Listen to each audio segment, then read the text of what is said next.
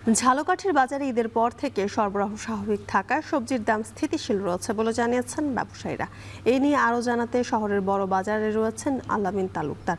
আলামিন, বাজারের সবজির সরবরাহ কেমন দেখছেন এবং দাম নিয়ে কি বলছেন ক্রেতা বিক্রেতারা?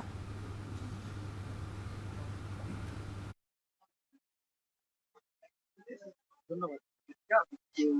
জানাই যে ঝালকাঠিতে যে পরিমাণে সবজির চাহিদা রয়েছে এর ৮০ ভাগ যোগান আসে যশোর, সাতক্ষীরা, খুলনা অন্য জেলা থেকে এবং ২০ ভাগ সবজির যোগান আসে স্থানীয় পর্যায়ে উৎপাদিত সবজি থেকে। তো আসলে ঈদের পর থেকে কিন্তু সবজির সরবরাহ স্বাভাবিক রয়েছে এবং চাহিদা মোটামুটি স্বাভাবিক। এ কারণে বাজারে দাম স্থিতিশীল রয়েছে বলে জানিয়েছেন ব্যবসায়ীরা।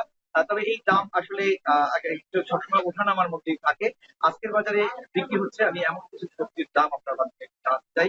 আজকের বাজারে করলা বিক্রি হচ্ছে ৯০ থেকে ১০০ টাকা কেজি দরে, পটল বিক্রি হচ্ছে ৫০ থেকে ৬০ টাকা এবং চিচিঙ্গা বিক্রি হচ্ছে ৫০ থেকে ৬০ টাকা, জালি কুমড়া বিক্রি হচ্ছে ৩৫ টাকা, বাঁধাকপি বিক্রি হচ্ছে ২০ টাকা, কাঁচামরিচ ৮০ থেকে ১০০ টাকা কেজি দরে বিক্রি হচ্ছে।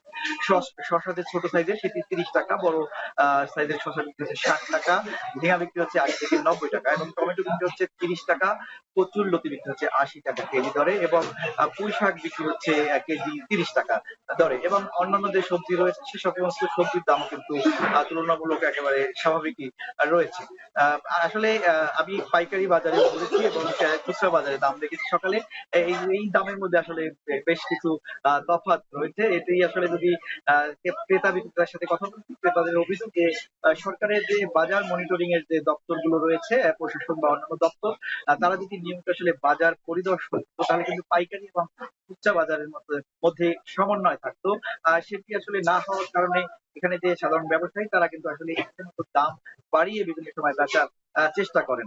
তাদের দাবি যে তারা আসলে এই সবজির তাদের নিত্য প্রয়োজনীয় যে সবজি সেটি যেন স্বাভাবিকভাবে কিনতে পারেন, এজন্য তারা প্রশাসনের দাবি করছেন। আর ব্যবসায়ীরা বলছেন আসলে কাঁচা বাজারে দাম আসলে এটি সরবরাহের উপর নির্ভর করে এবং চাহিদার উপর আসলে এই দাম বাড়া এবং কমার চেষ্টা করে। তো আপাতত এই সবজির বাজার স্বাভাবিক থাকবে এটি জানিয়েছেন। তবে আগামী কিছুদিনের মধ্যে দাম বাড়তে পারে সেই আভাসও ব্যবসায়ীরা দিয়েছেন। তো যদিকে ঝালকাঠি থেকে আমার কাছে এই ছিল সবজি বাজার পরিস্থিতির সবশেষ।